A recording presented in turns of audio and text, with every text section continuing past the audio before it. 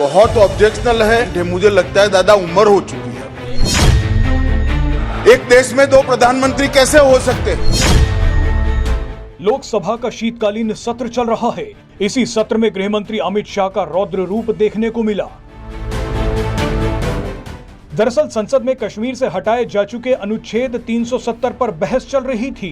कुछ राजनीतिक दल अभी भी अनुच्छेद 370 की वापसी के सपने देख रहे हैं। ये राजनीतिक दल जब मन करता है 370 पर बहस शुरू कर देते हैं। इसी कड़ी में टीएमसी सांसद सौगत राय ने कहा कि श्यामा प्रसाद मुखर्जी का एक देश एक निशान और एक विधान का नारा राजनीतिक था। सौगत राय ये दिखाने की कोशिश कर रहे थे कि श्यामा प्रसाद मुखर्जी राजनीतिक फायदे के लिए कश्मीर की भारत में संपूर्ण विलय की बात कर रहे थे। टीएमसी सांसद के इसी बयान ने बवाल खड़ा कर दिया।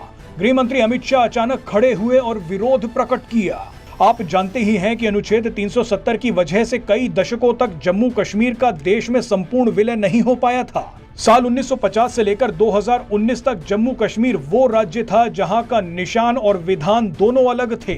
श्यामा प्रसाद मुखर्जी ने बहुत पहले ही बता दिया था कि अनुच्छेद 370 का बड़ा खामियाजा भुगतना पड़ेगा। इसीलिए उन्होंने 1950 से ही इसका विरोध शुरू कर दिया था। लेकिन श्यामा प्रसाद मुखर्जी के एक देश एक निशान और एक विधान के सपने को मोदी सरकार ने 2019 में पूरा कर दिया। लेकिन जब संसद में सौगत राय ने ये बोलने की कोशिश की कि जम्मू कश्मीर का विधान और निशान अलग होना चाहिए, तो गृह मंत्री अमित शाह भड़क गए।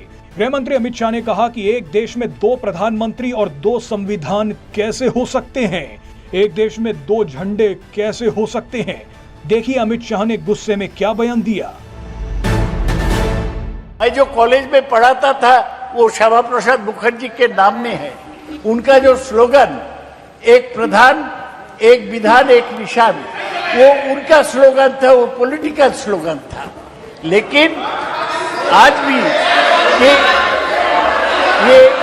माननीय अध्यक्ष, ये बहुत ऑब्जेक्शनल है।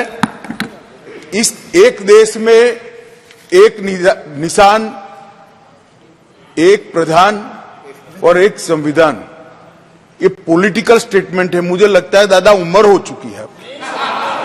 एक देश में दो प्रधानमंत्री कैसे हो सकते हैं? एक देश में दो संविधान कैसे हो सकते हैं? एक देश के दो झंडे कैसे हो सकते हैं? वो गलत है। जिन्होंने भी ये करा था उन्होंने गलत किया था। नरेंद्र मोदी जी ने इसको सुधारने का काम किया। आपकी सहमति ना सहमति से क्या होता है? पूरा देश चाहता था। और ये चुनावी नारा नहीं है, हम 1950 से कह रहे थे एक देश में एक निशान एक विधान और एक प्रधान होना चाहिए, दो नहीं चलेंगे, और हमने कर भी दिया।